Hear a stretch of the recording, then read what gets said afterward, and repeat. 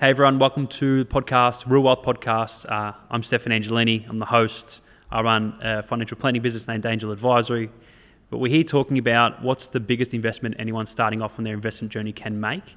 And I guess the reason I'm going into this is because a lot of people come to me and ask, what do I invest into? When do I start investing? And it's really that when do I start investing piece that's crucial to building your wealth. And we look at business, people that just work professionally for someone. They might be at a law firm, or the majority of people, they earn a wage. And the faster you increase your wage, the more disposable income you're going to have to go and purchase assets. For business owners, which is the reason we're here, it's a little bit different, which is why we've got Kyle on the show. Now, Kyle, before I introduce you, I want to tell everyone out there, because I run a financial planning business, I need to put a disclaimer in. So just your information, this is just general information only. If you've got any questions, please go and speak to a financial advisor.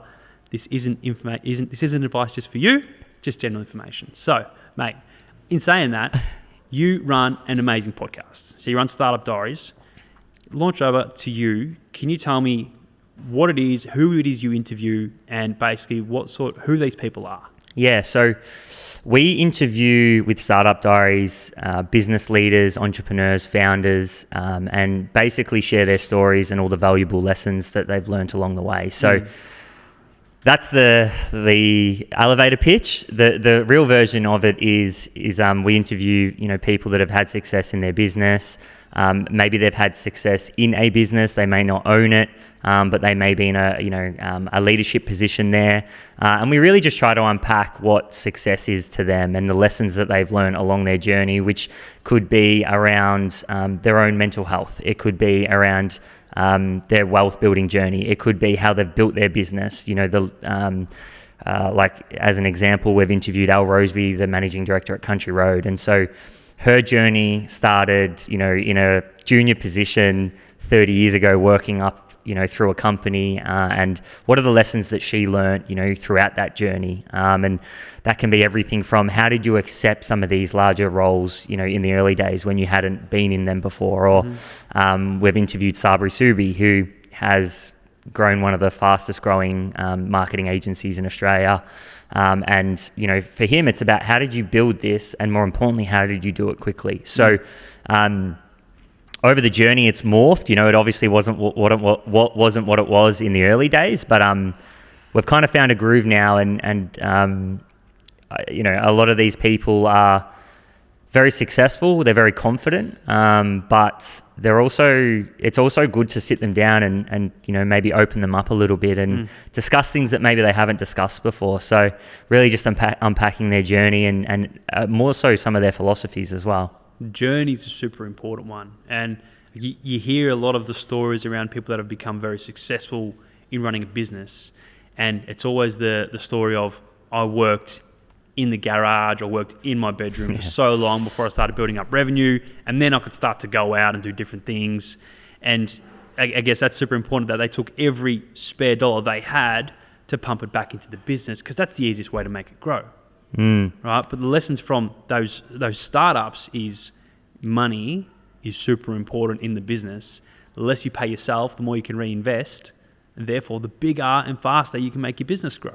Yeah, it's interesting. Like a lot of the people that I've interviewed, Sabri actually mentioned this, and he said that for the first 3-4 years, him and his wife were living on peanuts. Like they left all the money in the business. And it's funny that we just mentioned that he had one of the fastest growing marketing agencies in Australia. I think it was 2 years running. And so I think there's a great lesson there, which is, and it's something I'm actually doing at the moment, in my business from having all these conversations. It's great. Like I get to learn on the fly with all of this. But I think a lot of the conversations that I have with people is around, especially in the early days, you have to keep the money in the business. And the reason you have to keep the money in the business is because if you don't have capital to invest in people. And if you don't have people, the business won't grow, So if you think about growing a business from say $0 to $1 million, it's a lot of that is just doing the same thing over and over again really well. And then more importantly, being able to market and bring more inquiries in the door. So if you can bring in inquiries and then you can do the service really well at scale, that'll more than likely get you to that 7-figure mark. Yep. And then beyond that is again reinvestment of capital. So it's definitely a really good question, because I think predominantly what it comes down to as well is life position. Yeah. I think that's something that's really important.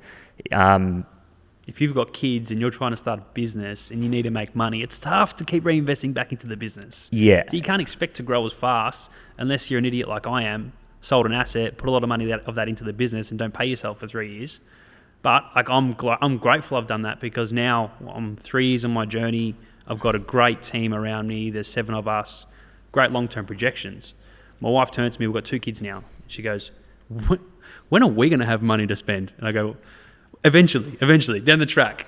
Yeah, and I think it's important. Like, that's one of the biggest things, I think, is like understanding the relationship between, say, investing into your business and then having money to spend as well. Like, it does take a long-term time horizon. But if you can understand that relationship, I think you can start to understand when you can pull money out, when you have to reinvest.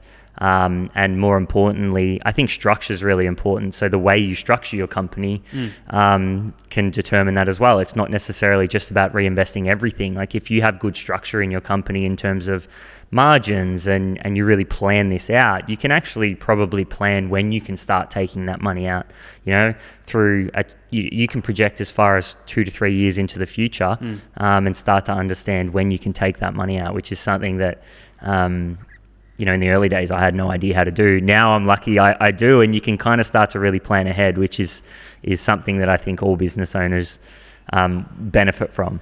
That business planning aspect is the best thing, and even just tracking your projections as to where you should be. Look, we get a lot of people that come to us and start saying, I want to start investing into property. All right, what's your plan with the business? Where are you with your goals? When are you going to start getting your ideal level of profit? So you can start making those repayments to the bank and not leave yourself financially strapped, because as soon as you start extracting more cash from the business, it's going to hamper its growth, right? So being at that comfort level as well to go off into these new assets is super important. But you're like, right, life stage, where am I at? What are my expenses outside of the business? Super important. I guess a question that I would have for you, which would be, I would imagine a big part of what you do is goal setting with people. And I know I've done sessions with financial advisors before, and it's been really, really helpful. But understanding how to set goals for yourself personally, and then more importantly, how a business can help you fulfill those goals. Because I know one of the things in the early days is the mentality of having to reinvest into your business often can just be a voice that you've heard from somebody else. Yep. And it might not be something that you want. So I think I'd love for you to maybe potentially touch on, what that goal setting process looks like, and more importantly, what role does it play into that future investment? Because it might not be something that a lot of people want. Like, I know I've had a lot of conversations with people where maybe you don't want the big business. Maybe you don't want the juggernaut. Maybe you do you're at a point in your life where you do want to just kind of extract value and more importantly start to set up your life in a certain way. Yeah, well, I think so many people don't want the juggernaut because they don't want the stress that comes with it, because you got more money, more problems, more people, more problems. The more staff you've got, the more issues you're going to have. I guess, so where it all starts with on the goal setting is, what's the business vision? Where do you want to take it? What do you want to do with it? But you need to have your personal goals, because without your personal goals and how big do you want to get and become, or what do you want to own? Do you want to own your own house? Do you want to go on regular holidays? You structure your business so you can achieve those personal goals. But a lot of the times is that when you're building this business to be the way you want it to be, you sort of lose track of that sometimes, and to bring yourself back to earth to say, all right, we're doing this for this purpose. And I guess a lot of the reason people continue to, and we say, invest into the business to get that making more money, so you've got more profit you can plan with on what to do. Once your business is making more profit, then you can go out and you can go on an extended holiday. You can spend more time away, or eventually you can diversify your assets and use those assets to pay you while your business is running itself. So it comes down to a real personal situation. So what do you want to achieve? That's what that goes into it, the short term, medium term, long term. What do I want to be at the end of the day? Yeah, 100%. And I think even something that's been helping me in, I would say the last 24 months, which something I probably didn't do in my earlier days, was more going, I was always business. Right. So I'd be like, just work on the business. The rest will take care of itself. And probably I would say 24 months ago, I started to have conversations with different people, but I think starting to actually plan what's going on outside of your business and what do you want there? How do you spend your money outside of your business, and setting goals outside of your business. Like, what do you actually want to achieve outside of your business is something that has helped me inside my business as well. Because I think one thing that I think we can be very poor at is, or two things. There's perception of time. Like, humans suck at perceiving time, right? So 2 years, if you're not planning what's going on outside of your business, and you're only focusing on what's going inside of your business, 2 years will pass you like that.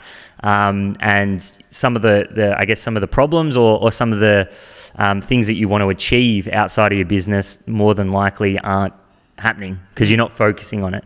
And then the second thing is, we can be really, really poor with managing the things outside of our business, because we identify as, say, an entrepreneur or as a business person. And so I think definitely as I've gotten older, I've realized that there is just a massive importance of looking after everything outside of my business. Yeah. And that mentality started to shift for me, definitely. No longer put your head in the sand. Yeah. When it comes time to think about what's happening outside of this room. It's a big thing. We see so many people come to us and are just saying, my personal finances are in shambles.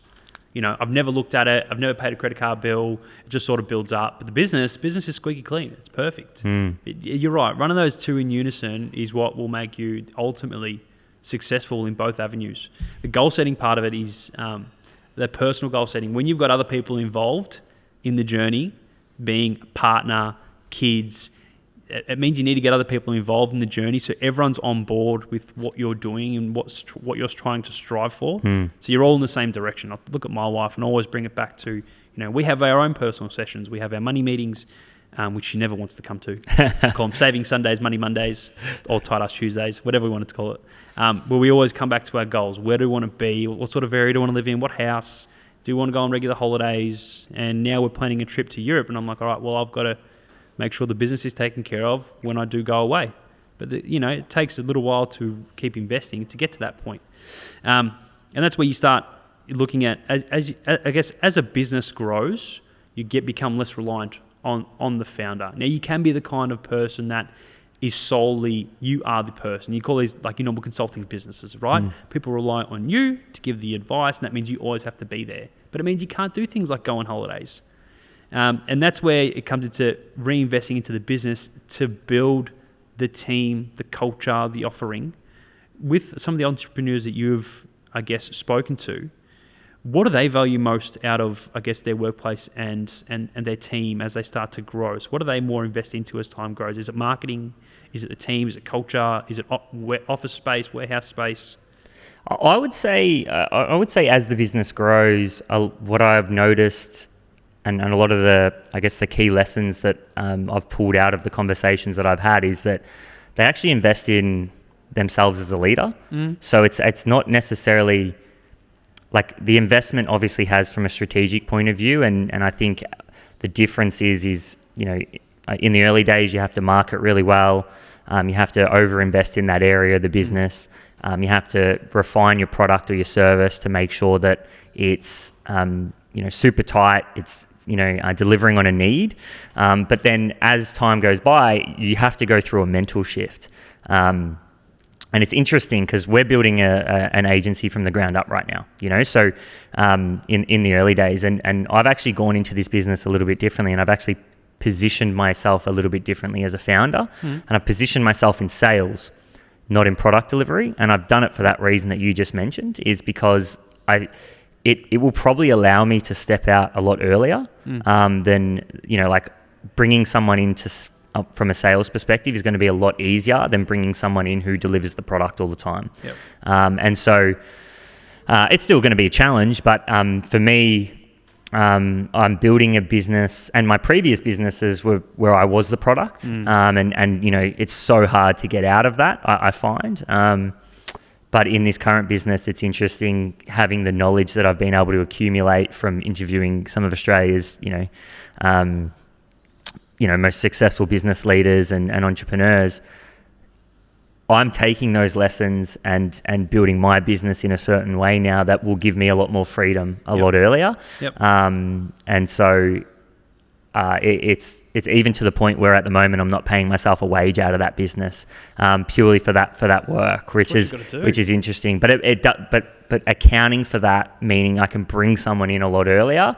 And then can either position myself in a more of a leadership role, from the get-go, or can maybe step away and focusing on some other areas and let that business grow on its own, with the people that I do bring in eventually. So I would say that that's been the mindset shift, is that, in the early days you have to just hustle and grind. But then as you get further and further into business, I find that what I've learned the most from these people is that to really grow a business, you just have to be a great leader. And so the investment side of it might be an investment in yourself. So consultants, coaches, mentors, these kind of things, I find that that's what a lot of these successful entrepreneurs have done, is they've gotten to a point where the business is demanding more from them as a leader.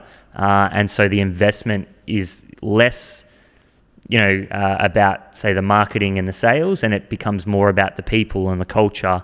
And so whether that's an investment in yourself or whether that's an investment in infrastructure and programs to, create a better environment for the team or a better working culture, that's probably been the biggest lesson, is like you're speaking to people that have already done it. Yeah. Right. So they can talk about the early days and they can tell you what got their business off the ground. But when you talk about what they're doing now, that's where their investments are. Well, I think you start to realize over time is that it's a lot harder to find and keep good people than it is to find new business once you've got your service offering down pat. Yeah. Which is why that becomes so important as time goes on. So you look at that. So the leader sort of changes direction, the owner becomes a leader, which is super important. But you spoke about freedom. And freedom is a great thing because, we focus on financial freedom. And I guess we're the Real Wealth Podcast. We've got to talk about, what do you invest into outside of your business, and when is the right time? When it's the right time to start pulling money out of business to start growing your own wealth. We look at, why do you want to start growing your wealth outside of your business when you've got this juggernaut, when you've got this, your main breadwinner. It's been bringing in the money for so long. We want to focus on, well, at the end of the day, you want to work less in the business. You're passionate about it. But really, if you look down the track, hopefully you've got assets working for you, and a lot of them, so you're diversified. So that way you can step out of the business and not rely on that to continue to pay you in case something goes wrong. Now you can start to diversify away from a lot of different things. So you can just put money in cash. You can put money in things like term deposits. We have really good access to these credit products that pay a really good income return, because as a business owner, you really never know when you're going to need money again. Because businesses go through ebbs and flows, right? Very rare to find a business that's just always on an upward trajectory. And they are amazing businesses to be in, by the way, but you do face issues as a business owner. Have you got any experiences, I guess, in your dealings with people where, you wish you've seen someone that would have just put money to the side when things were going really well? Yeah, I think definitely, like, the conversations I've had, even just with my previous experience, in another career, but I think it's, I would say, like, definitely it's what you don't know that gets you, if that makes sense. Like, even myself in the early days, and in my previous business was definitely wish I had have, I guess, started investing a lot earlier. Like, it's just not something, I didn't come from a family where that was a focus at all, right? So mum was a single mum, like, raised me and my sister from a young age. We just never got taught any of that. She works 7 a.m. till 7 p.m. And so for me, I moved out of home at 18, started a business, and I've had a business ever since I was 18. Yeah, so I've never really had a job, which is wild when you think about it, right? But there's also lessons that you don't learn from that. So like, for even just on a personal level, for me, it was like, I wish I started investing earlier, because it's not even necessarily just about the wealth you build. It's about the skills and the knowledge that you get around money. That I think is the biggest learning over time, is that if you don't come from a family who teaches you that stuff, you going and you know, I wasn't living at home, right? So I had, from day one, I was running a business and I had bills to pay. I had all this stuff, and I learnt the hard way for probably a good 4 or 5 years. Yep. And then just through conversations that you have, and you start to kind of have these experiences where you're like, okay, and as you get a little bit older, you go, okay, I think this is what you do, right? And so on. But I think definitely on a personal level, yes, 100%. And even people that I've spoken to and the conversations we're having, I think once you start to think about the generation after you, right? So at some point, kids is going to be a conversation whether you do or don't have them. You know, you get a partner and you start to evolve in life. And I think once you start to hit that stage, then it definitely becomes a conversation that you start to think about, because it's very easy to look after yourself. You know, for me, it took me a few years, but we've eventually got there. But I guess I want to throw a question back to you is, you know, I'm not, you know, investment is not my main skill set. Building business is, but how do you know what the right investment vehicle is for you, depending on where you are at in your life? So obviously there's things such as stocks, you know, ETFs, there's, you know, property. You can start developing properties. There's so many different avenues that you can go down. That's a question that I've always, you know, asked and pondered on, is like, depending on where I'm at, what is the best investment vehicle for me? I'd love for you to touch on that. I'll touch on all the asset classes and just quickly. So having cash available is super important when you realize that you may be going to need it at one point, especially if you've got people that are relying on you, family members that are relying on you, or staff that are relying on you, and just the business operations that need that cash. Where you are a growing business, you may need more access to cash. So we say, well, why not have it in something that's not going to be volatile? When I say volatile, go up and down. So let's say you got $100,000. You don't want that $100,000 to become $80,000, because you know you may be going to need it at some point in the next few months or next few years. So you have that invested in something that's making a little bit more money than cash reserves might, and therefore it's, you know, making your 4 to 6% income, but at least it's bringing in something extra through the door, right? So we're making extra money by doing nothing. So it's got to be safe as well. Safe. That's why we say, so no capital volatility. Yep. Because when you look at investing into things like stocks, shares, ETFs, they go up and down. If you've been invested into ETFs and the S&P 500, sure, it's gone up 5 times in the last 10 years, but in the last 1 year, it's come off 30%. So if you were saying, well, I'm going to put a lot of my savings into that when I know I'm going to need them, your 100 grand just becomes 70. And you don't want that. But when you get to a point where you realize this is operating really well, I'm confident with my cash flow that's coming through, I'm happy to take some risk with my money to try and make it grow. That's when we say, especially for business owners, maybe it's time to start looking at stocks. And when we talk about stocks, ETFs fall into that world. So you can have ETFs, managed funds, or even just individual stocks. The reason we like these things is because they're liquid. Liquid means if you need the money for whatever reason, you can sell them down. And we don't say we ever do, but things change. As you know, business needs money sometimes. You might have a really bad month or two, so you need to be able to grab cash really quickly. But a lot of people, especially in Australia, get drawn towards a whole property story. So everyone wants residential property, but in order to do that, you either need to put a heap of cash into it or borrow a lot of money for it. Now, as business owners, having a lot of debt is scary sometimes because you don't know what the future is going to hold. But having a lot of cash locked up into an asset that we call illiquid, which means you can't sell it so quickly, is scary. So until you get to a point where you're more established and you're more confident on the income stream that's coming through, that's when we say, all right, let's go and take on some debt. Let's go and purchase a larger asset.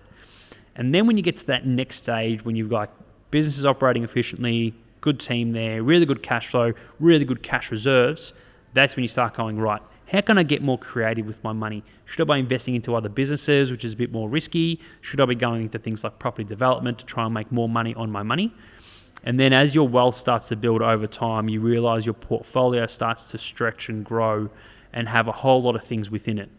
Because you realize over time It's better to have an investment in 5 businesses than one, because if one goes belly up, I've got 4 others that are there. And therefore, I'd rather have different properties, different share portfolios, so that everything, my wealth isn't just locked into one asset. How do you fight? So you said it, the old property story, or the stock that 10x'd, and because I think a lot of when you don't have the knowledge in this area and the access, sometimes it's like you can just get sucked into reading articles or seeing a TikTok snippet of how someone made $1 bazillion in 3 days with this property flipping cheat sheet or whatever it is, right? Because I think that's the hardest thing. And then you've got things like crypto at the moment, which over the last 3 years was or 2 years, was going crazy in terms of making people a lot of money, but it also would have lost for people a lot of money as well. Because I think that's the hardest thing, is if you haven't got advice from somebody, who does have the skills and the knowledge and has invested in themselves from a career perspective, you are left with these kind of devices of, say, TikTok, Instagram, articles, and so on. So, like, how do you fight that FOMO? Like potentially spending 80% of your capital on a house and then being left with, a little bit, or, over investing into some volatile assets. It's those finfluencers, we call them, are becoming hugely problematic. To answer your question, I guess you look at your personal situation and you got to project out into the future. Where do I want to be? Where are things going to be? How much confidence do I have in myself? It's going to help you make those decisions shortly. If you're a boring person and you don't want to lose money because you've worked so hard to get it, then you normally don't get into those get-rich-quick things. Like you'll find us, like we are as boring as they come, because so as advisors, we won't get into the new industries. We won't get into crypto because it hasn't had a long enough tail run for us to go, great, we understand this industry. So we just sort of stay away, and everyone's like, oh, you got to get in, you got to get on the hype. This is going to $1 million Bitcoin.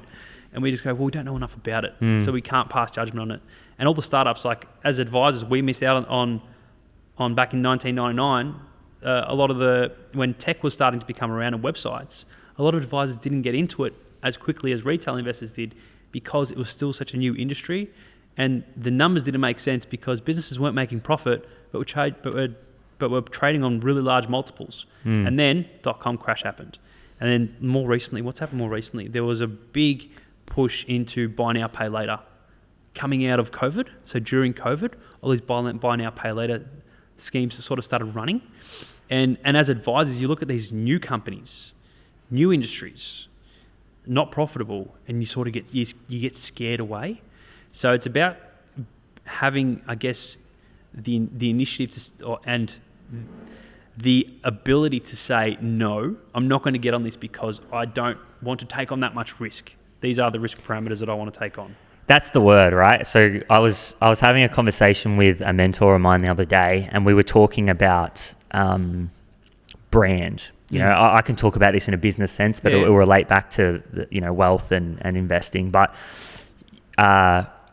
we were talking about, and I was we're having a conversation about what he potentially could do with his business, and like, why doesn't he get into more content and do more content? And I'm a content guy, so I'm like, mate, content. I'm like, we've got to get into, you should be doing more. And he's my mentor, but we were having a bit of a laugh. And he said to me, he goes, the thing is about brand is it takes, 10 years to build, and it can take 1 second to lose. And he goes, more importantly, brand is not just about building trust with everybody. It's about who do you want to build trust with. And so he was kind of making his point around potentially some of his clients don't want to see content.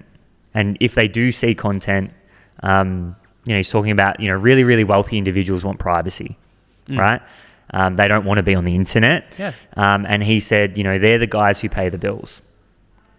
Right? And so for him, he's like, okay, so if I want to attract those people in and I create content, the people I can create content with aren't going to be, they're not going to be those guys. Yeah. So then, but if that's who I'm creating content with, it could, it can relay back. And I think the idea is that there are, like, again, probably another human deficiency or flaw is we struggle to see the downside. Yeah. Right. And I think so that was a really key lesson for me, was like, okay, I get it now. So it's not about not creating content. It's about what content can you create that doesn't just give you upside, but actually mitigates the downside. Yeah. And I think that's what you're saying, from an investing perspective is like, yeah, you can see all this upside in, say, some of these volatile assets, but there's also downside potentially that you need to take in, which I would assume the everyday punter probably, isn't that great at recognizing. You realize over time that you don't want to take punts because you've been burnt before. And, building your wealth is like building your brand. It takes time. And you want to make sure once you've built it, you want to maintain it for as long as possible. And when you're younger, you take punts, right? You take punts, you lose money, it happens, and you realize, I don't want to do that again. No. I don't want to lose money. And you realize that it's just experience in life, in business. It all relates together. And that's why it's important to learn from experiences in business and in building your wealth and investing. If you're trying things and you're failing, you're learning and you're creating experiences, because you never learn better than if you've done it yourself. You can read all the books in the world, but sometimes you just need to fail, unfortunately. Yeah, and so like this is the first business that I've probably built in a downturn. I've never experienced a downturn while investing at all. And I'm not I wouldn't say my experience investing is not much, but what I have been, this is the first downturn. I think you're right when you say that. It's like, 2 years ago, I was like, man, this is easy. Do you know what I mean? But it was just a different time. Yeah. And I definitely think you're right. And I think that's the one thing I recognize is, even just with business, is that you can read about, if you would have said 12 months ago that we would be where we are right now, 12 months ago was still just coming out of the pandemic. Yep. But economic growth was good. Stimulus around. Businesses were flying. I guess everyone was employed. Interest rates were low. Everything was good. The world was gravy. And then it turns. And that's why we always say, when we talk to people about when they're starting that investment journey, look at your asset allocation. So what do you need your money for? Because when you start investing it, you don't want to have to sell it. Because if things come down or you need money, you don't want to have to sell assets to get money back. So that asset allocation piece is hugely important. And then it comes back to that whole risk profile. We can talk all day, but I want to end it is the main reason we say to people, why do you want to start diversifying? Because we want to get to the picture of owning lots of businesses, being able to live the life we want to live. So really, as you would talk about with everyone you talk to, understand your goals, your team's goals, where you want to be, and then I guess invest in yourself and whatever you need to do around it to give yourself the life you want to lead, right? Yeah, 100%. I think, and that's, again, I think understanding where you're at is probably my biggest lesson over the last 2 years. And more importantly, from interviewing, people that are really successful as well, is that I think time is your greatest friend. And that was the lesson that I think you learn, is that, you just need to make, fewer mistakes over time. And both in business and I would assume that in wealth building as well, that it's just very much, can you learn from your mistakes and make fewer of them as time goes by and let time do the work. No point rushing, right? No point rushing. Anyway, man, I want to end it there. Thanks a lot. If anyone wants to find you, you run podcast Start-Up Diaries. Yeah, so the podcast is Start-Up Diaries. We interview successful founders and business leaders and share all the valuable lessons they've learned along the way. That's the elevator pitch again. Yeah. Not off by heart now. And Pivotal Conversations, so a B2B podcast agency. We are new on the scene, but looking to help businesses and basically we think there's a collision happening between content and commerce at the moment, and we want to exist at the intersection of it. So that's what we do. Man, really interesting stuff. Looking forward to follow your journey, mate. Thanks for coming on. We'll chat soon. Thanks for having me. Cheers.